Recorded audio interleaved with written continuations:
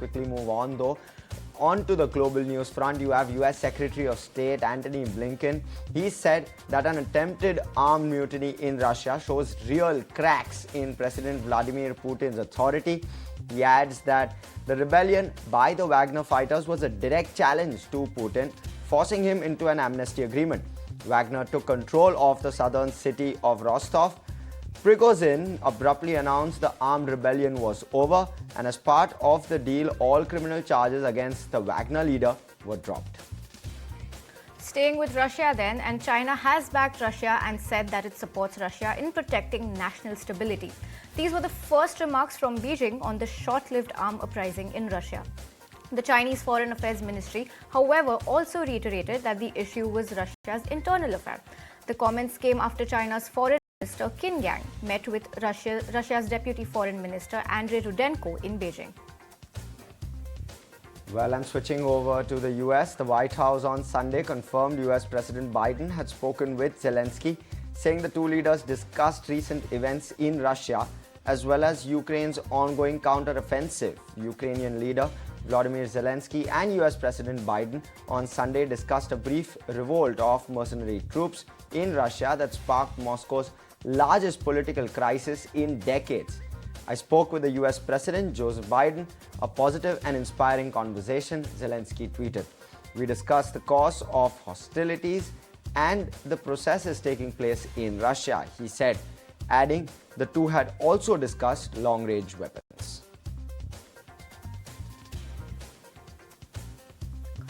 And from geopolitics to the weather then, but staying with China, capital city Beijing and parts of northern China continue to feel under record temperatures. The Chinese Weather Department has urged people to stay indoors, and temperatures soared to as much as 40 degrees Celsius for the third straight day, according to the Chinese Met Department. Red alerts have also been issued for select areas. Right, and switching over to Europe, meanwhile, Greece's new Democratic Party has inked a landslide victory and won the parliamentary elections. Mitsotakis hailed the strong mandate after the landslide victory. Official results from nearly 90% of voting centers nationwide on Sunday showed Mitsotakis' party with just over 40% of the vote.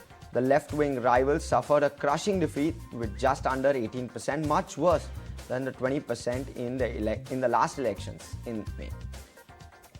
Okay, shifting focus to North Korea then, and North Korea held mass rallies in Pyongyang where slogans like War of Revenge were heard to destroy the United States. Marking the 73rd anniversary of the outbreak of the Korean War, hundreds and thousands of working people and students took part in the rallies held across the capital. Sunday's anniversary came amid concerns Pyongyang could soon conduct another launch of its first military spy satellite to boost monitoring of U.S. military activities after its first attempt ended in failure on the 31st of May. Right, and on to the domestic front, PM Modi concluded his historic two-day state visit in Egypt yesterday and was received by BJP President JP Nadda and other BJP MPs from the airport. His visit to Egypt, PM Modi visited the iconic Al-Hakim Mosque in Cairo, where he spent time speaking with local dignitaries. He then visited the Heliopolis War Memorial, where he paid his respects to the fallen Indian soldiers who laid down their lives during the First World War. Meanwhile, the Egyptian President and PM Modi signed two key strategic MOUs, and Prime Minister Modi was also conferred with Egypt's highest state honor, the Order of the Nile.